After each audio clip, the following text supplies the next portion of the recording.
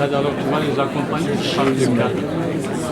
Comment? Tu accompagnes les étudiants par le cadre. Donc tu avais dit Ah ouais, Gilles est caché, bon, d'accord, comme toujours. La très grande émotion que j'ai eue à tourner ce film, moi il se trouve que je n'aime pas la guerre, je n'y prends pas de plaisir, je l'ai souvent côtoyée, je l'ai parfois couverte, mais je ne l'aime pas. Je pense qu'elle abaisse les hommes, je pense qu'elle ne leur donne pas de noblesse particulière.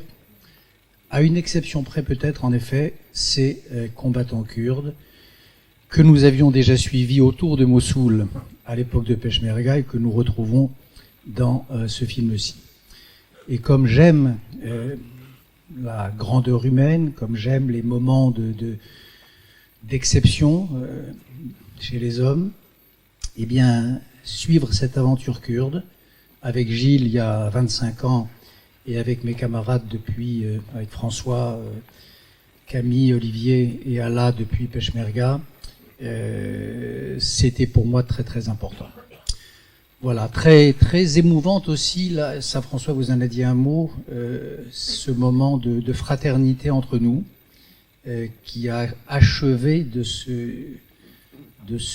tramer là à l'occasion de ce film. Vous allez le deviner, je pense, entre les images. Il y a des scènes qui sont, même quand je les revois, qui me plongent rétrospectivement dans l'effroi, et de les avoir partagées avec ce petit groupe de camarades et d'amis, évidemment, est quelque chose de très bouleversant et qui ne vous quitte pas plus que d'autres images qui sont, elles, des images de souffrance et de tristesse et d'horreur, et avec lesquelles nous vivons tous depuis le tournage de ce film.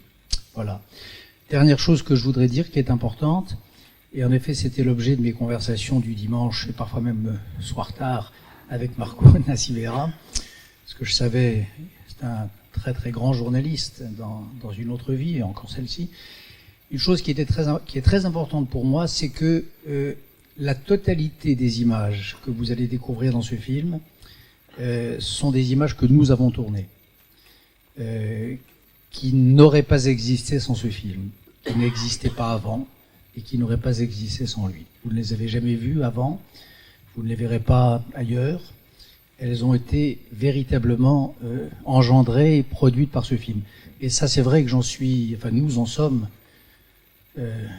mes 3 opérateurs, mon producteur qui m'a accompagné d'un bout à l'autre de l'histoire et Gilles, nous en sommes assez fiers. Et pour moi, c'est finalement la plus grande noblesse du genre documentaire.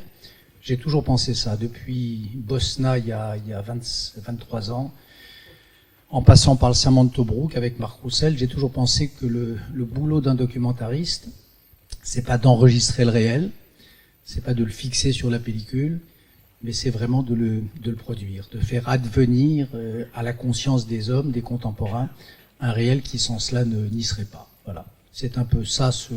Après, est-ce qu'il est aussi bon que le dit François? J'en sais rien, vous jugerez.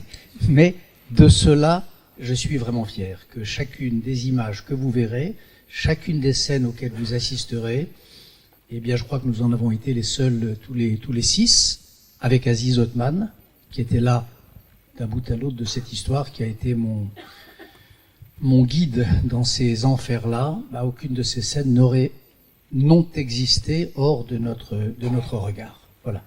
Maintenant, je vous laisse voir le film. On a hâte de parler. Allez,